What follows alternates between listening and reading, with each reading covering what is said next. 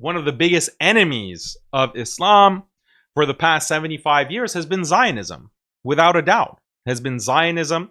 And one of the main tools of Zionism has been Christians. Christians have been this weapon that has been used against Muslims, that has been used to further the genocide, not only in Palestine, but also in Iraq, also in Syria, in Lebanon, in Yemen, in Sudan. Christian Zionism has been a key component of their strategy.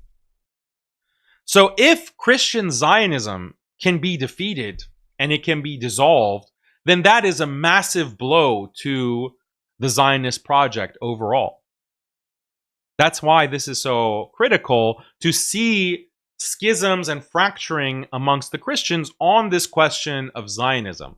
And Israel is desperate to keep everything intact and to not allow this massive weapon at their disposal to be destroyed.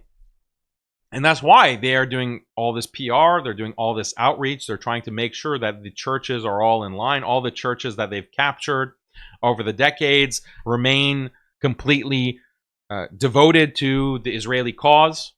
And that's why they're putting so much money. Millions of dollars has been dedicated by the Foreign Ministry of Israel to push propaganda, targeting Christians.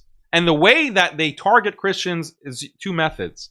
The first method is to preach this idea that to be a God-fearing, Bible-loving Christian, you have to support Israel, because whoever blesses Israel is blessed by God. This lie that they spread, that Netanyahu is spreading, that's the first prong of their strategy, is to push this kind of Zionist Christian message. The second prong is to push anti-Muslim messaging, to attack Islam, to demonize Muslims, to tell Christians that the biggest thing that you have to worry about are these Muslims. These jihadis are going to come and destroy your cities. They're going to destroy your family. They're going to blow up the next monument, blow up the next train station or whatever. That is your biggest fear. Pay no attention to the fact that your country is being driven into the ground because the Zionist lobby is pushing your politicians to vote for more and more aid to Israel, more and more funding for wars in the Middle East that are bankrupting economically your nations. Ignore all that.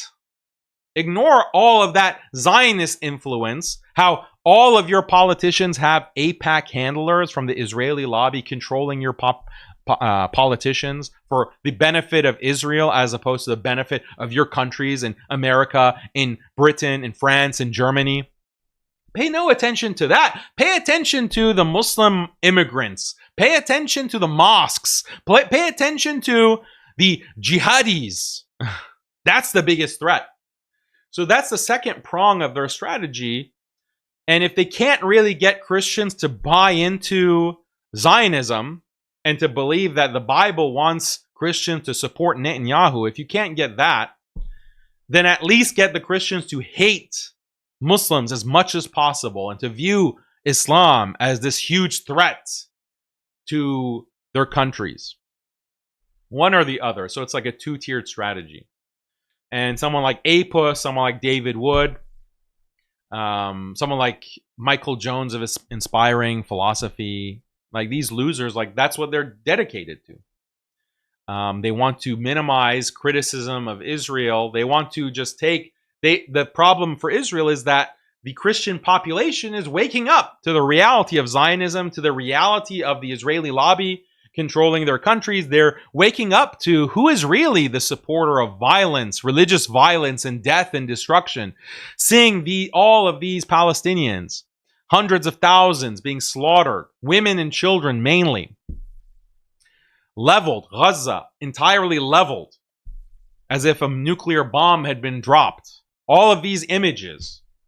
The Christians are waking up to this.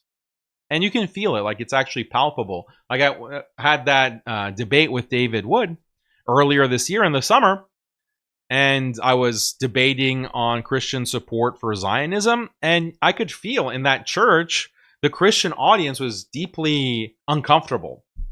And I talked about it. Like, David Wood was deeply uncomfortable. The audience was deeply uncomfortable because I was challenging them. And I said, how can you be a Christian and claim that you love everyone, but you are supporting a genocide?